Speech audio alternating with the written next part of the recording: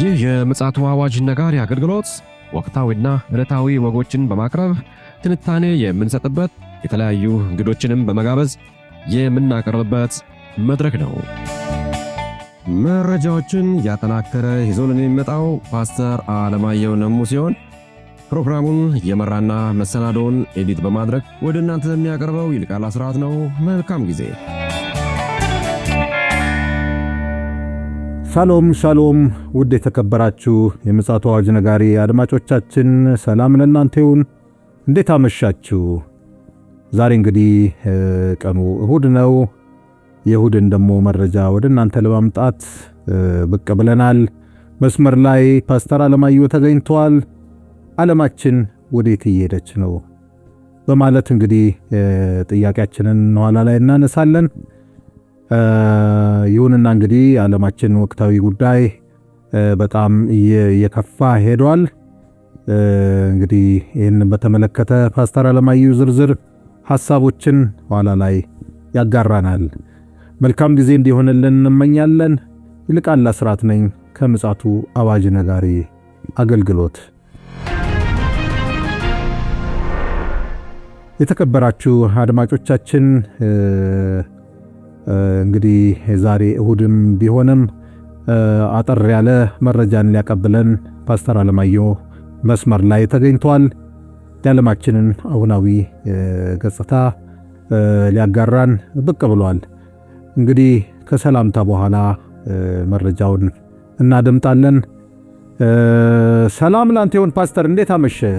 እንደምን አመሸው? እንደሚልቃል እግዚአብሔር ይመስገን። ውሎ ጥሩ ነበረ? እግዚአብሔር ይመስገን። መቼም ያው በዚህ ጊዜ ውስጥ በርካታ መረጃዎች እየተንሸራሸሩ ይገኛሉ። አድማጮች ይመጠናሉ ያልኩን እንግዲህ ልታጋራን ብቅ ብለሃል። ዓለማችን እንዴት ነው? በምን መልኩ እየተጓዘች ነው ያለችው? እንግዲህ በዓለም ላይ ያው ብዙ ክንውኖች እየተከናወኑ ነው ያሉትና በተለይም ደግሞ የመካከለኛው ምስራቅ ላይ ያለው ነገር ከጊዜ ወደ ጊዜ ነገሮች እየጨመሩ መሄዳቸውና ምናልባትም ድንገተኛ የሚከሰቱ ክስተቶች እንዳይፈጠሩና ዓለምን ወደ ለየለት ነገር ይዞ እንዳይሄድ እየተፈራ ነው ያለው። በተለይም ደግሞ በአሁኑ ሰዓት አሜሪካ ኃይሏን በምዕራብ ኢራቅ ከሚገኘው ስትራቴጂካዊ አይን አልአሳድ አየር ጦር ሰፈር ለቀው ወጣለች። ከሶሪያ ማለት ነው? ኖ ከኢራቅ ከምዕራብ ኢራቅ ነው ለቃ ወጣለች። የኢራቅ ጦር ሙሉ በሙሉ በቁጥጥር ስር ማድረጉን የኢራቅ መከላከያ ሚኒስትር ዛሬ ማምሻውን አስታውቀዋል። ይሄ ምዕራብ የጦር ቤዝ የተባለው በጣም ረጅም ጊዜ አሜሪካ የቆየችበት ማለትም በትንሹ ከ4 ዓመት ባላነሰ የቆየችበት ነው። ከዛ በላይ ነው የቆየችበት። ለነገሩ ከሳዳም ሁሴን ሞት በኋላ ማለት ነው። ከዛ በኋላ በተለይ ደግሞ የሶሪያ ውከቶችም በነበሩበት ጊዜ ያንን የጦር ቤዝ ትጠቀምበት ነበረ። እንደውም ለማስታወስ ያይል የኢራቁን ታዋቂውን ጀነራል የገደለችው ከዛ በተነሳ ድሮን ነው የመታችው። የኢራኑን ሪፐብሊካን ጋርዱን ማለት ነው። ቃሲም ሱሌማኒ የሚባሉትን የገደለችው ከዛ በመነሳት ነው። እንግዲህ አሜሪካ አሁን ከመካከለኛው ምስራቅ ሰራዊቷን ቀስ በቀስ እያወጣች ትገኛለች። ይሄ ያወጣችበት ምክንያት እሷ እንደምትለው ከኢራቅ ጦር ጋር በመስማማትና የኢራቅ ወታደራዊ ኃይል ቦታውን መቆጣጠርና በጋራ አብሮ ለመስራት ነው የሚል ነገር አንስታለች። ነገር ግን ከአካባቢው የሚወጣው የዜና ምንጭ ደግሞ ስንመለከት ምክንያቱ ይሄ አይደለም። የኢራን ታጣቂዎች በተለያየ ጊዜ በትንንሽ ድሮኖችና በደፈጣ ውጊያ አካባቢውን በአሜሪካ ጦር ላይ በሚያደርሱት ጥቃት አሜሪካ ሰፊ ጉዳት ስላስከተለች ነው ለቃ እየወጣች ያለችው የሚለውና በተለይም ደግሞ ከእስራኤል ሐማስ ጦርነትና ከ12ቱ ቀን ጦርነት ኢራን እስራኤል በኋላ ከፍተኛ ጥቃት በዛ አካባቢ ይፈጸም እንደነበረ ይታወቃል።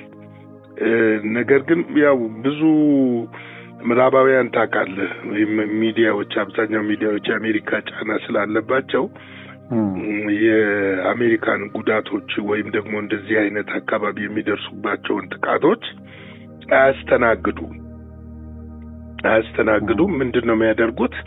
ሽፋን አይሰጡትም፣ በዝምታ ነው የሚያልፉትና ታስታውስ ከሆነ ኢራን ኳታርን ላይ ያለውን የአሜሪካ የጦር ቤዝ በመታች ጊዜ ይሄ አሁን እሷ ለቃ የወጣችው አይን አል አሳድ የሚባለውን የአየር ጦር ሰፈር ጥቃት ተፈጽሞበት ነበረ።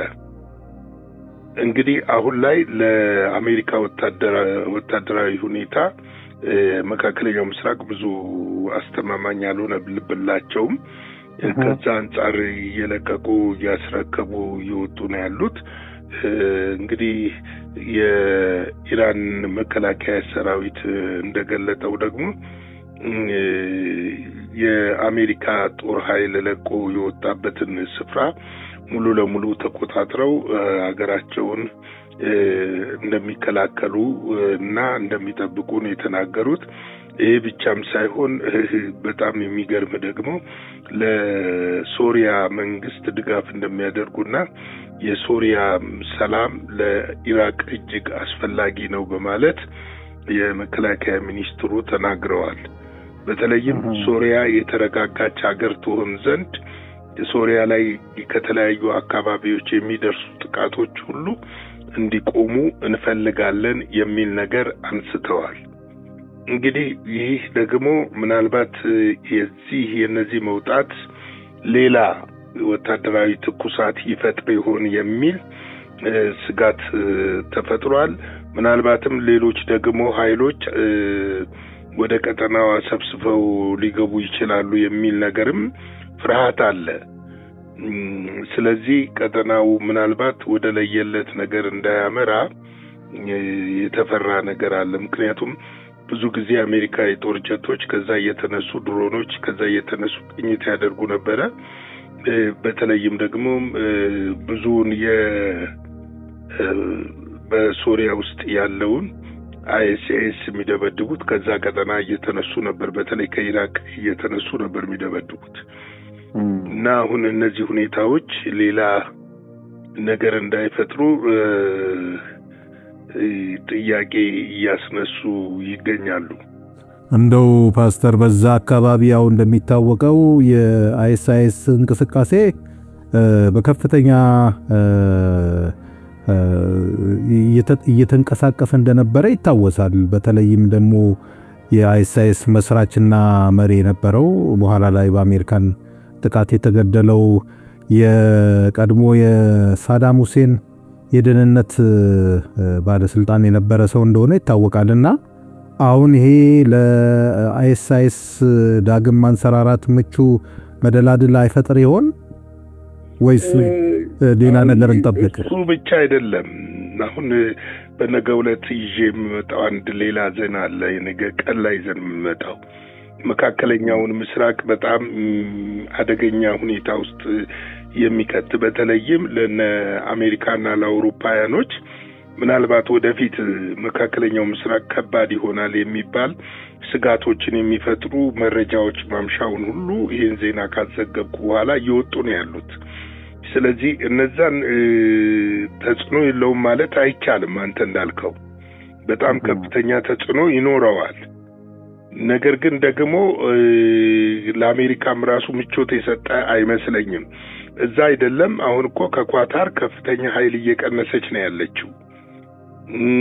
ከኳታር ካላት የጦር ቤዝ ማለት ነው።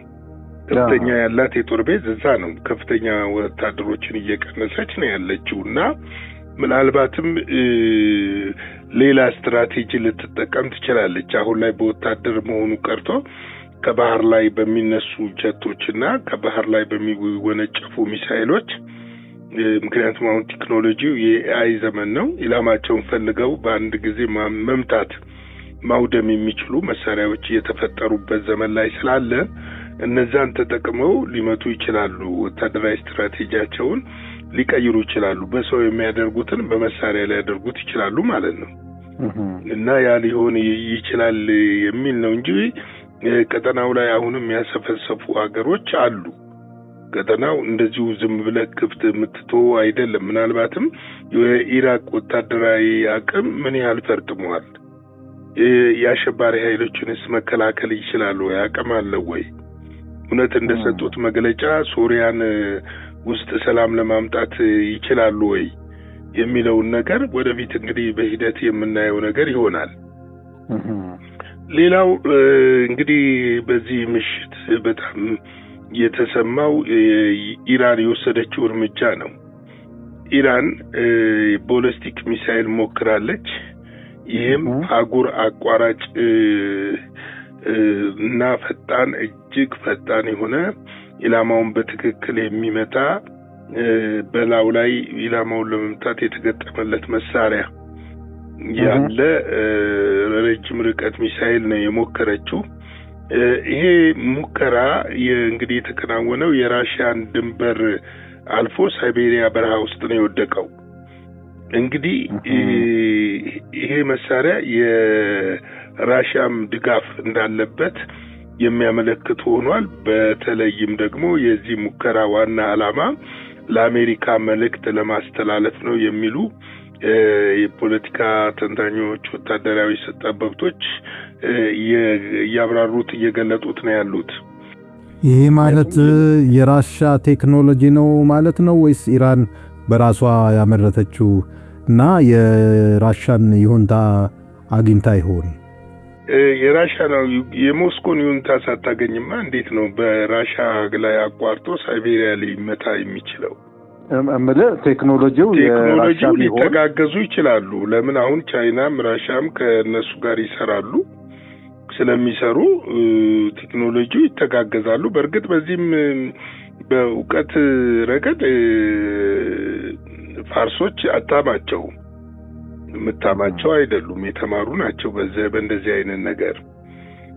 ስለዚህ አሁን ሚሳኤሎቹ ወደ አህጉር አቋራጭ ድረሱ ማለትም የአሜሪካ ከተሞች ሊደርሱ የሚችሉ መሆናቸውን አረጋግጠዋል በዚህ ሙከራቸው። ይህ ሁሉ ከፍተኛ እንግዲህ ውጥረት ባለበት አሁን በኢራንና በአሜሪካ መካከል ከፍተኛ ውጥረት ባለበት ሰዓት ይህንን ሚሳኤል ሙከራ መደረጉ መልእክት አለው። ለዶናልድ ትራምፕ ቀጥተኛ መልእክት የሚያስተላልፍ ይመስለኛል። ሌላው የሩሲያንና የኢራንን ጥምረት ያመለክታል። እንግዲህ የሁለቱን ጥምረት ያመለክታል። ለአሜሪካ ለኢራን መልእክቷን እያስተላለፈች እንደሆነ ያመለክታል። ማለት ይቅርታ፣ ኢራን ለአሜሪካ መልእክቷን እያስተላለፈች እንደሆነ ያመለክታል። እንግዲህ በቀጣዩ ምንድነው በጣም ከባድ ወቅት እንደሚሆን ይሄ 2026 ከፍተኛ ውጥረት የሞላበት እንደሚሆን አሁን ይህንን ዜና ራሱ ካዘጋጀው በኋላ ማምሻዎቹ ላይ እየወጡ ያሉ ዜናዎች እያመለከቱ መጥተዋል። ይህ ማለት እንግዲህ እኛም በተደጋጋሚ ለማብራራት እንደሞከርነው እንግዲህ መንፈሳዊውንም አንደምታ መፈተሽ ካስፈለገ የሕዝቅኤል 38 እና 39 ምዕራፍ ዋዜማ ላይ ደርሰናል እንደማለት ነው ማለት ነው። አዎ ምንም ጥርጥር የለው። መጽሐፉ እኮ የተጻፈው ሊፈጸም ነው። ትንቢቶች ይፈጸሙ ዘንድ ግድ ነው። ከእግዚአብሔር አፍ የወጣ ቃል ይፈጸም ዘንድ ግድ ነው። አሁን ላይ የአውሮፓ መፈረካከስ ወደ ይህ የመጣ ነው ያለው። በነገው ዕለት እንግዲህ የምናየው ብዙ ነገር አለ። መልካም እና መፈረካከስ እየመጣ ያለበት ሰዓት ነው። ለምንድን ነው የሚበታተኑት? ሌላው ዓለም ላይ አሁን የፖለቲካ ጎራ የምትለው የለም። አሁን የፖለቲካ ጎራ ከሚለው ይልቅ በመጽሐፍ ቅዱስ የተጻፈው ጥምረታዊ ነገር እየመጡ ያሉበት ወቅት ላይ ነው ያለው። እና ያ እነዛ ጥምረቶች መከሰቱ ደግሞ በዓለም ላይ ምን አይነት ስጋትን ነው የሚፈጥሩት የሚለው ምናልባትም ዓለምን ሊያጠፋ የሚችለው የሶስተኛው ዓለም ጦርነት መነሻ ወይ ከምዕራባውያን አቅጣጫ ወይ ደግሞ ከኤዥያ አቅጣጫ ይከሰታል ተብሎ ይታሰባል፣ ከመካከለኛው ምስራቅ።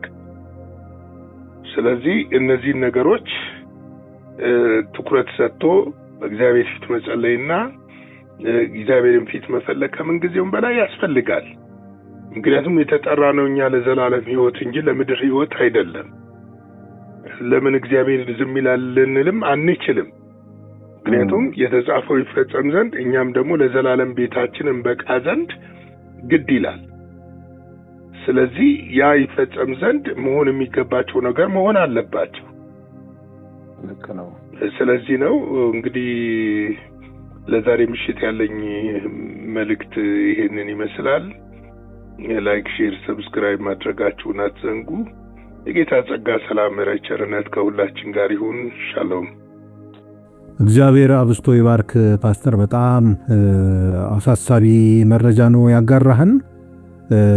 እንግዲህ ፍንጭ ከመሆን ያለፈ በግልጽ ነገሮች ወደ ፍጻሜያቸው እያመሩ እንደሆነ አመላካች የሆነ መረጃ ነው ያጋራህን።